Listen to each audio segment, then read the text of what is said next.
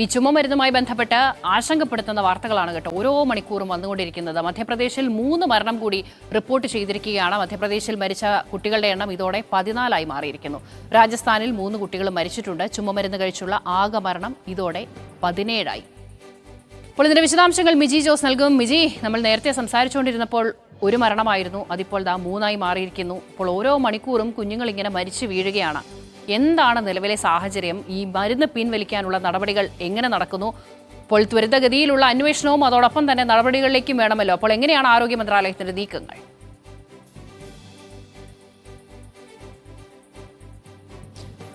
Binju, dye ethylene ഗൈക്ലോളിന്റെ സാന്നിധ്യമുള്ള ചുമമരുന്ന് കഴിച്ച് മരിക്കുന്ന കുട്ടികളുടെ എണ്ണം വർദ്ധിക്കുന്നു എന്നുള്ളത് ആശങ്കാജനകമായിട്ടുള്ള കാര്യമാണ്. മധ്യപ്രദേശിലെ മാത്രം മരണസംഖ്യ 14 എത്തിയിരിക്കുകയാണ്. ചിന്ദ്വാഡയിലാണ് കൂടുതൽ മരണം റിപ്പോർട്ട് ചെയ്തിട്ടുള്ളത്. 3 കുഞ്ഞുങ്ങളുടെ മരണമാണ് ഇന്ന് സ്ഥിരീകരിച്ചിട്ടുള്ളത്. ചുമമരുന്ന് കുട്ടിക്ക് നൽകിയിരുന്നു എന്ന് രക്ഷിതാക്കൾ സ്ഥിരീകരിക്കുകയും ചെയ്തിട്ടുണ്ട്. രാജസ്ഥാനിലെ ജയ്പൂർ ആശുപത്രിയിലാണ് 6 വയസ്സുകാരന്റെ മരണം ഇപ്പോൾ സ്ഥിരീകരിച്ചിട്ടുള്ളത്. ആശുപത്രിയിൽ പ്രവേശിപ്പിക്കുന്നതിന് മുൻപായിട്ടാണ് കുഞ്ഞിന് ചുമമരുന്ന് നൽകിയിട്ടുള്ളത് എന്നുള്ളതാണ് കുഞ്ഞിന്റെ പിതാവ് പറഞ്ഞിട്ടുള്ളത്. അതുപോലെ തന്നെ നാഗ്പൂരിലെ ആശുപത്രിയിൽ 3 കുഞ്ഞുങ്ങൾ അത്യാസന്ന നിലയിലുണ്ട് എന്നുള്ള റിപ്പോർട്ടുകളും വരുന്നുണ്ട്. അങ്ങനെ വിവിധ ഇടങ്ങളിൽ നിന്നായി ഇപ്പോൾ ചുമമരുന്ന് കഴിച്ച ആശുപത്രിയിലുള്ള കുഞ്ഞുങ്ങളുടെ എണ്ണവുമായി ബന്ധപ്പെട്ടിട്ടുള്ള വാർത്തകൾ വരുന്നു എന്നുള്ളതാണ് ആശങ്കാജനകമായിട്ടുള്ള കാര്യം. സംസ്ഥാന സർക്കാരുകൾ ഇപ്പോൾ തന്നെ എല്ലാ സംസ്ഥാനങ്ങളിലെയും ആരോഗ്യ വകുപ്പ് ഉണർന്നു പ്രവർത്തിക്കാൻ ആരംഭിച്ചിട്ടുണ്ട്.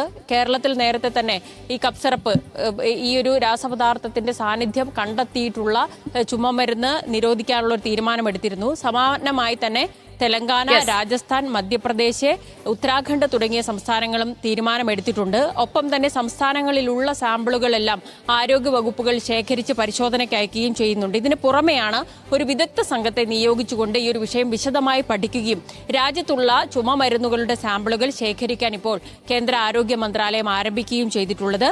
പൂനെയിലെ NIV, ഒപ്പം ICMR, ഒപ്പം എയിംസിൽ നിന്നുള്ള വിദഗ്ധർ, ഇവരെയെല്ലാം ഉൾക്കൊള്ളിച്ചുകൊണ്ടാണ് ഈ സംഘം രൂപീകരിച്ചിട്ടുള്ളത്. ഓരോ സംസ്ഥാനത്തെയും സാമ്പിളുകൾ, ഇപ്പോൾ 6 സംസ്ഥാനങ്ങളിലെ 19 സാമ്പിളുകളാണ് ഈ സംഘം ശേഖരിച്ചിട്ടുള്ളത്. അതിൽ തമിഴ്നാട്ടിലെ സാമ്പിളിലാണ് ഇപ്പോൾ ഈ വിശദമായ അന്വേഷണം തന്നെ നടക്കട്ടെ.